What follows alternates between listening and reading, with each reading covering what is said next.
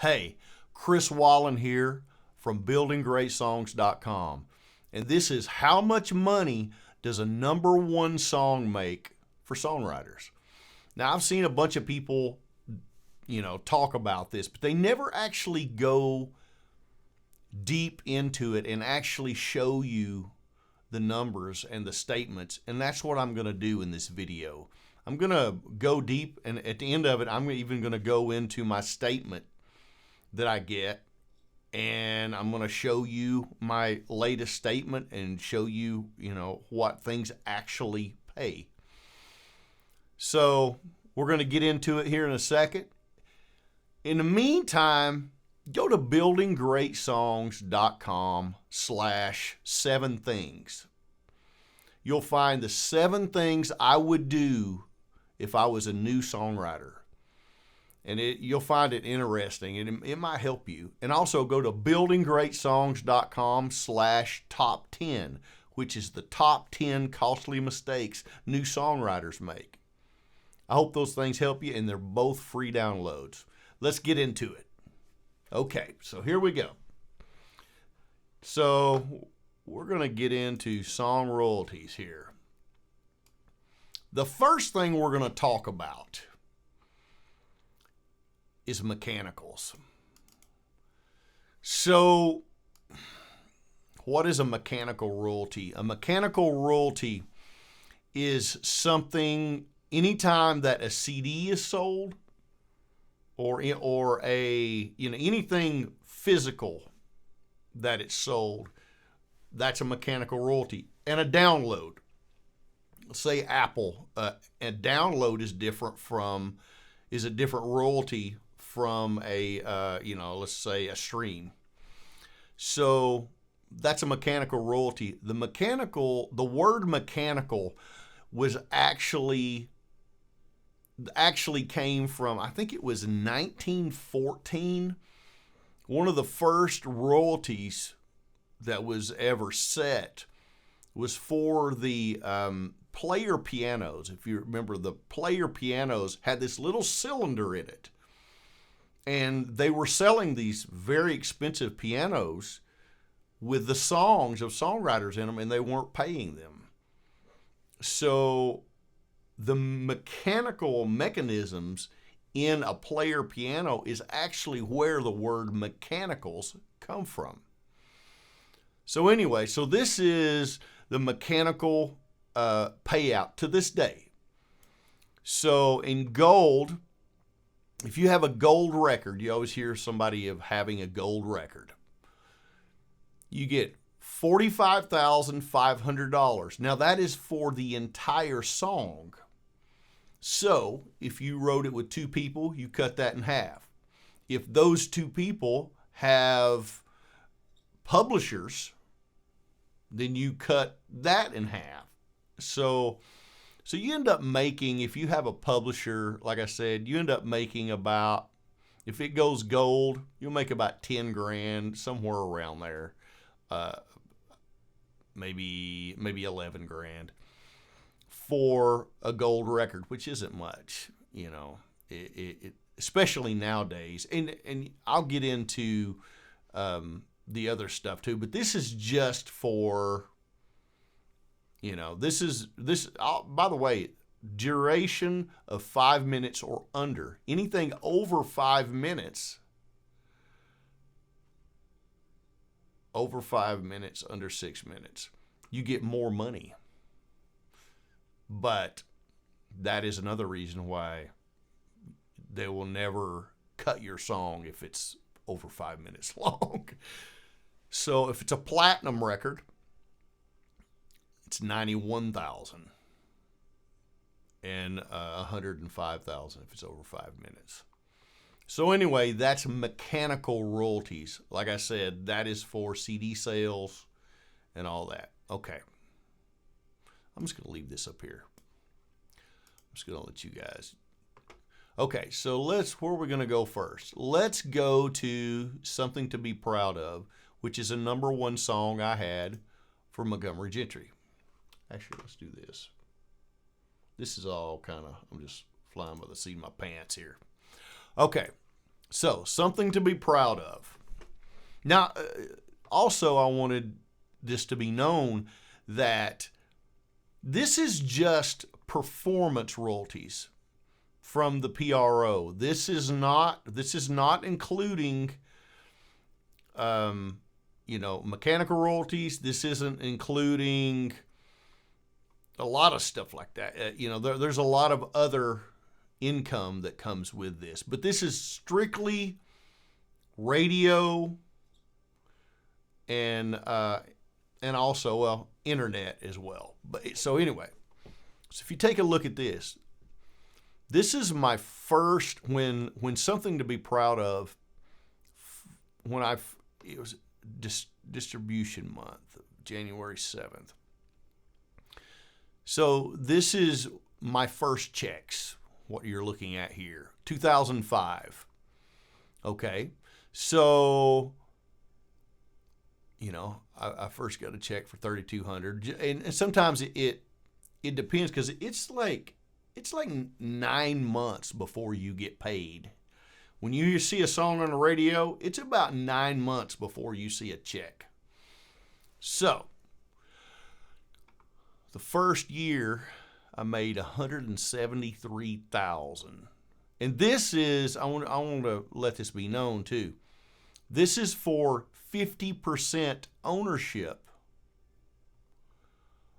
of that song. So below figures represent 50% of publisher share. For 100% publisher share, see the gray column. So this is the total over here. So publishers, so a song, any song that you ever heard, at any time in your life is broken up, the writer share and the publisher share. So, and we see that a lot of times we'll say 100% of the writer share or 100% of the publisher share. What that really means is just 50-50. So the writers have a share and the publishers have a share. If you own your own publishing, if you don't have a publisher, then you own 100% of your own publishing. Okay, so that's what this is depicting. This is 50% of publish. So this is what I made. I had a 50% publishing deal at the time. So it actually made double this for the publishing, and then it made that again for the writer side. So basically this, well, you'll see it. You'll see it here in a little bit. So the first year I made $173,000. Not bad for an old redneck from East Tennessee. The second year,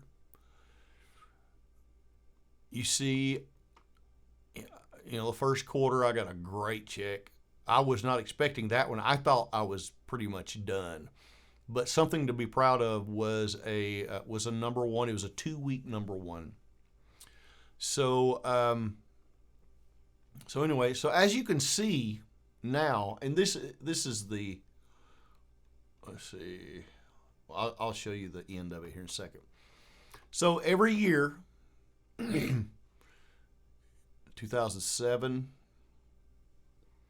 Well, here you go. This is total. This is foreign.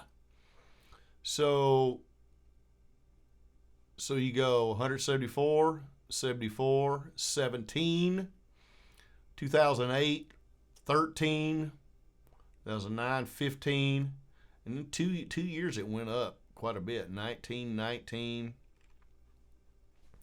13, 14. So up to 2015, the first of 2015,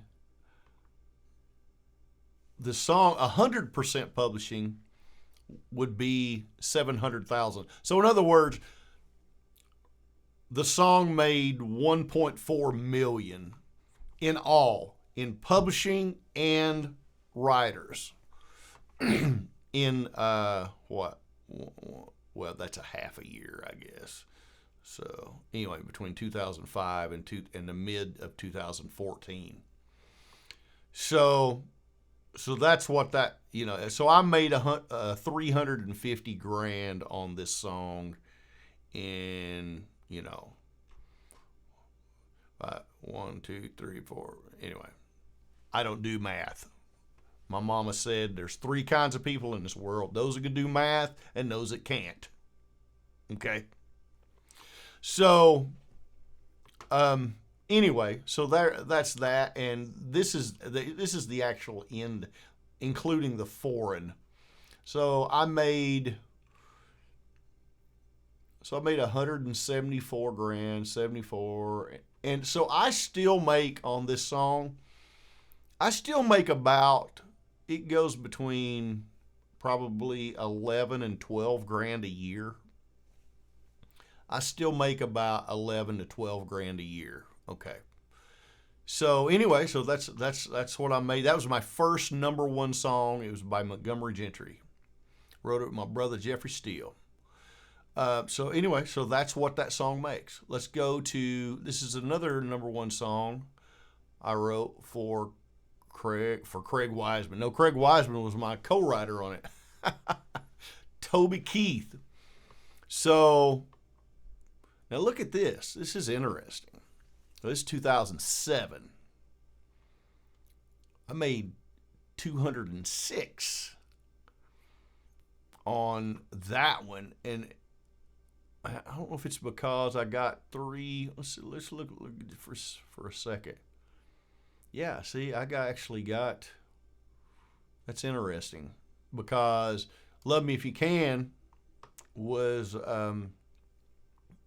just a 1-week number 1, and it made more in the first year.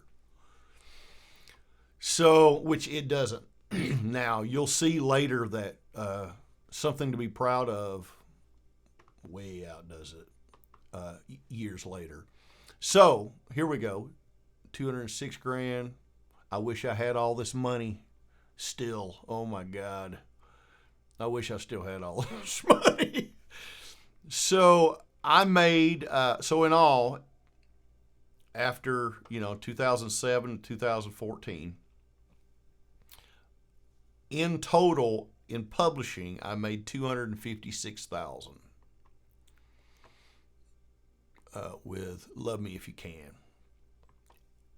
All in all, the song made $513,524, 100% of the publishing. So, well, that song made what?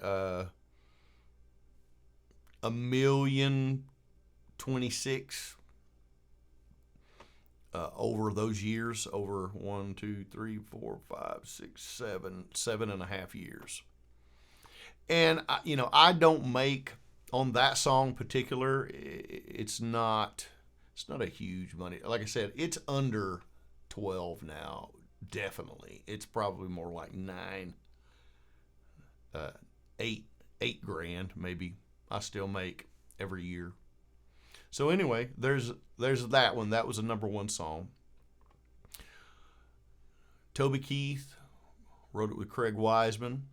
And you can see right here kind of how it dwindles. It starts dwindling down. And you can see what it makes here. So let's go to my biggest song I've ever had. This song was a 6-week number 1. And I actually...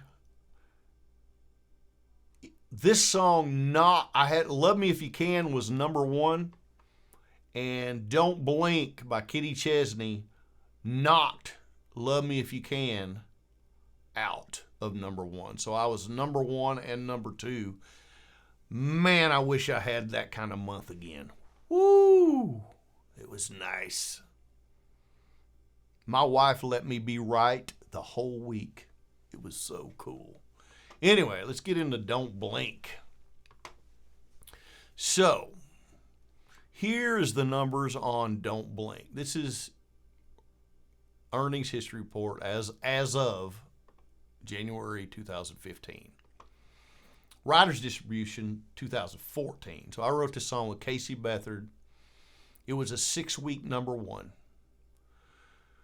by Kenny Chesney. So the first year, and I think the reason this was so much is because I kind of got it in a half a year, but the half a year was 181. And the next year, 2008, was 189. And as you can see, it stayed pretty consistent. Well, over here's the overall. Stayed pretty consistent. So this is very, well, I guess that's why, because this was a half a year, 181. That's why the second year was more than the first year, which is not normal. It always kind of just tapers down, as you can see here. And like I said, I don't get these numbers anymore. These numbers up here. So that I'm just telling you, this is just what I got at the time. I can't say anything else about what anybody else is doing. So I made in I guess it'd be 1, 2, 3, 4, 5, 6, 7. Yeah, about 7 years' time. I made $440,000 was my co-pub.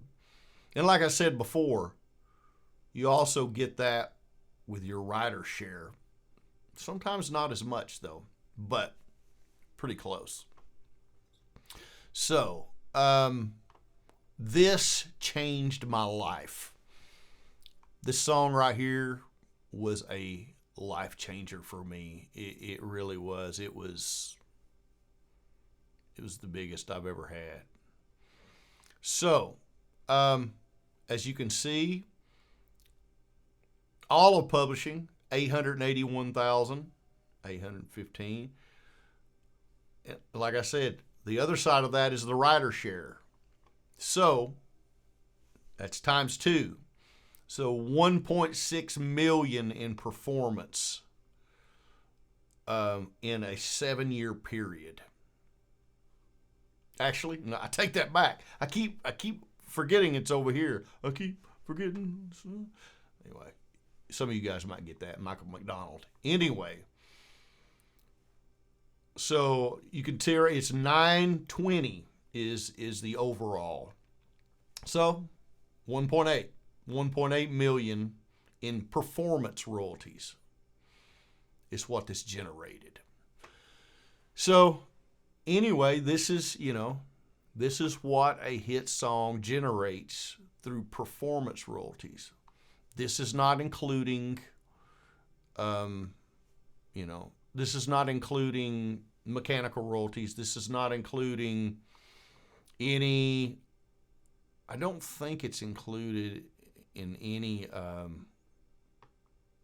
like the internet stuff then was different because laws have changed. So what I want to do now that I showed you this, I don't want this to be this huge long thing. This is a letter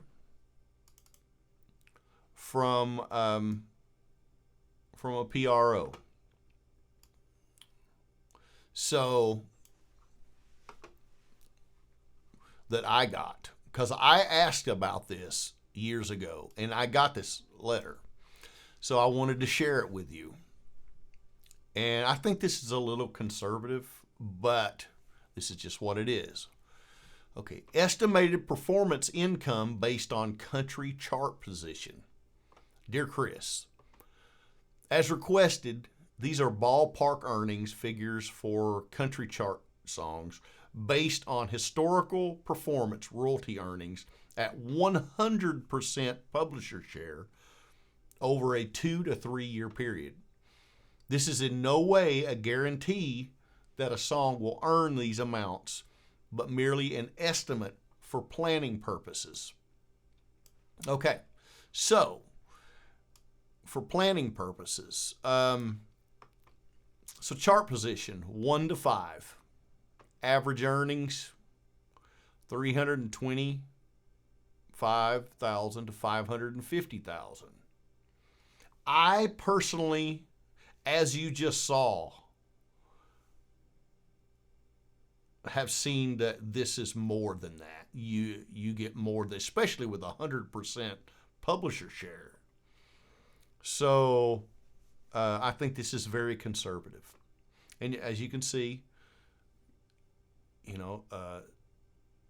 6 to 10 charts. And I want to let you in on something as well. Now, chart positions are hooked to iTunes charts and downloads as well. So there's an algorithm that happens on the Billboard charts now that it's everything put together with the downloads, the chart positions on the radio. Yes, they still have chart positions on the radio. And note, a song that stays recurrent for years after the peak performance period may continue to earn anywhere from $15,000 to $30,000 a year after the first 3 years of performance income. And I kind of saw that as well. A little less than that. Actually, that's kind of odd that that's less. But anyway, so this is an official letter from, I can't tell you who, but it is. Trust me. So what we're going to do now is I'm going to take you into I'm just getting rid of all this stuff. Sorry. So now I'm going to take you into my statement.